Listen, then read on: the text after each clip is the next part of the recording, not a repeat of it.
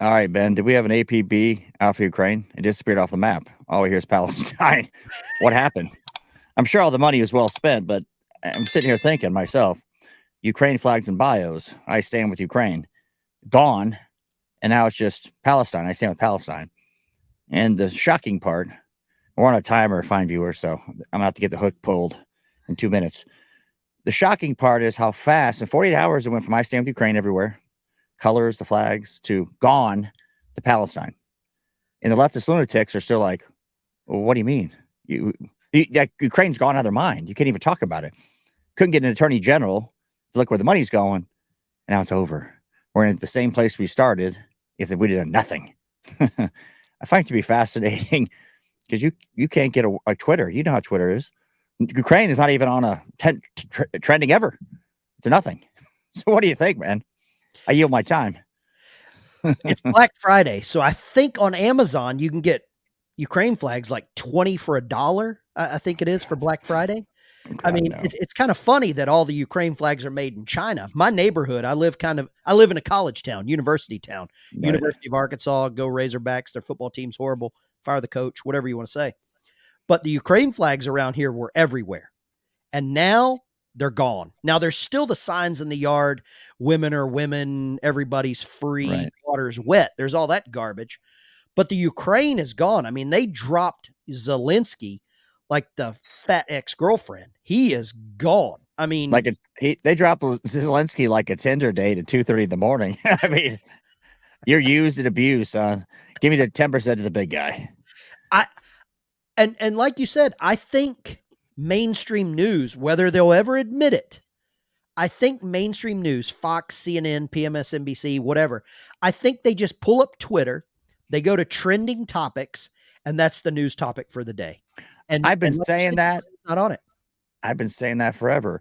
If you look at Twitter, it comes in the news. They'll say sources say, and all they do is go to Twitter, find trending, find the big Twitter person, and they say undisclosed sources. We can't tell you who it is. That's where they get all their stuff because it's the same repeat of the trending page on Twitter. It's unbelievable. That's where we get our news because there's no sources anymore. It's just you got to get clicks. So where is Ukraine? I mean, did it really go away? Am I missing it? I tried to search around. You can't even find Ukraine. Oh, it's Palestine. No, I stay with Palestine. That's all I see. Queries for Palestine. What? Here you go. You got about a minute and a half left. What's your pitch?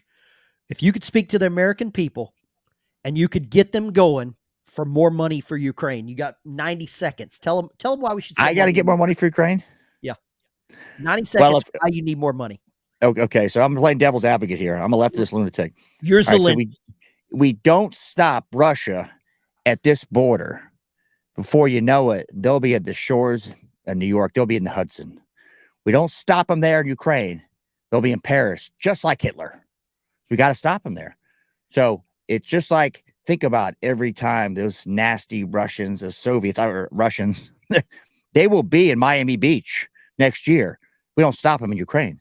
So I demand, it's my human right, to have $500 billion more in order to stop the Russians.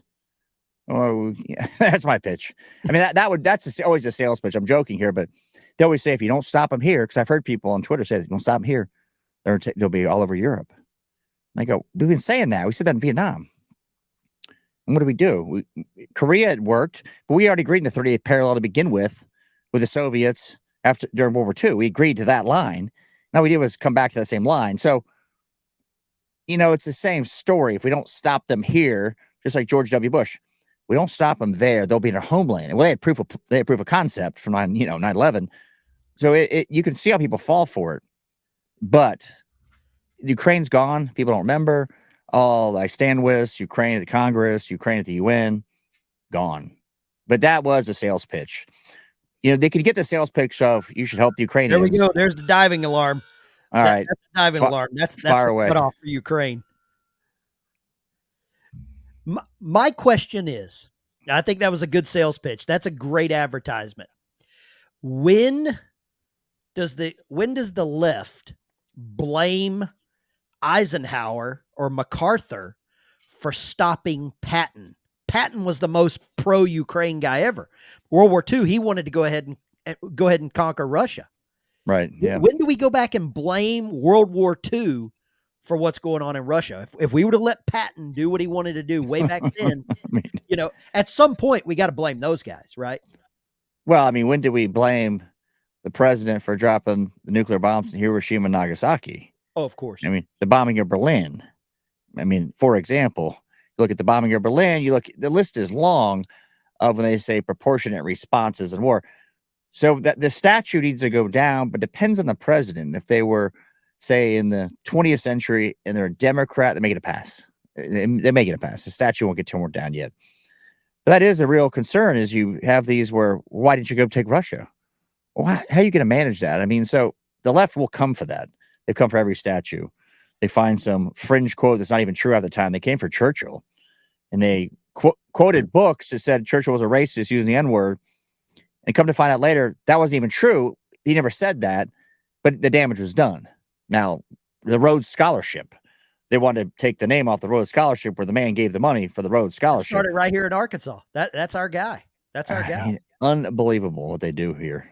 Let me ask you this, and maybe some of the viewers out there can leave a comment and educate us because we're just dumb veterans. For the $300 million we've sent to Ukraine, I think something like that. Yeah, at least I'm trying to buy more. What have we gotten? Have we gotten the full gallon of gas for that amount of money? I want to know what in my life here in Arkansas has improved. What have I purchased with that money? What did you get on your farm out of this Ukraine deal? I don't know what I've got. I don't even have a flag. Nobody sent me a free flag, right? Right, yeah. Free flag. I wanted at least a free flag. I got a neighbor that's had the Ukraine flag, and I was talking to him one day, just trying to trigger him. And I said, man, you're really supporting Ukraine by buying these flags made in China. All these little hands that are making your phones are also making the flag. How did buying this flag support the battlefield in Ukraine? So I just like to know what in your life has improved from this war in Ukraine. If we would have done nothing, not intervene at all, not gave a penny, we'd ended up the same place. They wouldn't end up. Now, the experts, all the big brains who said weapons of mass destruction in Iraq, and those people would say, oh, no, it's a better result. They'd come up with something because they have to justify the $500 billion we thrust in to that economy. We couldn't spend $4 billion on a wall, yet spend $500 billion to protect Ukraine's border, and we're going to end up the same place they would have started. And this started in 2014. When Russia took Crimea, Obama did nothing. That set the stage. So nothing happened. Trump's in office. Trump said, hey, Putin, you do this, I'll level Moscow into dust. But that bravado is a normal bravado on world stage, and you don't know. Nothing happened. Biden comes in. They know he's doing nothing. So he takes part of Ukraine, just like Crimea was taken under Obama. Obama did nothing. It was the only warm water seaport they had. They took it. And people just go, well, they don't even remember. Like, where's Crimea? Is that next to St. Louis? But, so that doesn't matter because our government relies on people being low information and I stand with Palestine now kind of crowd. They're still going to vote, not hold the president accountable. When you let Russia take Crimea, you've opened the door. The precedent's been set of how we'll behave. Did we send them enough money they could have just bought Crimea back? They could have just went in and said, hey, we just want to finance. We just want to buy it. We're tired. 100-year lease. 100-year lease. Yeah. Let's just buy it. Well, and here's the thing I did notice. So they haven't been talking about Ukraine, but they've talked about how Russia's got this high inflation. I thought that was cute. This was NBC. Russia's inflation is outrageous. And I go, oh, that's cute. The ruble's stronger than it's ever been.